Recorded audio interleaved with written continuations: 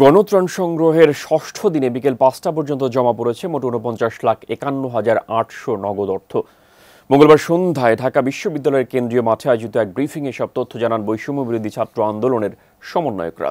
এ সময় সমন্বয়করা জানান, ত্রাণ সহায়তা হিসেবে পর্যাপ্ত কাপড় জমা পড়েছে, তবে কাপড় না পাঠিয়ে যেন অন্যান্য ত্রাণ সামগ্রী পাঠানো হয়। এদিন বন্যা কবলিত এলাকাগুলোতে ২৪টি ট্রাকে করে মোট ৩০,০০০ প্যাকেজ ত্রাণ সহায়তা পাঠানো হয়েছে।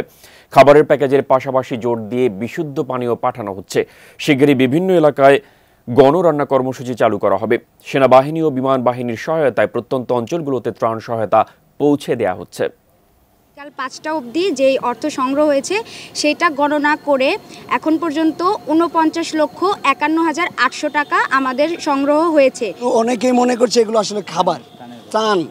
আমরা মনে ত্রাণ দিচ্ছি না বা বিতরণ হচ্ছে না।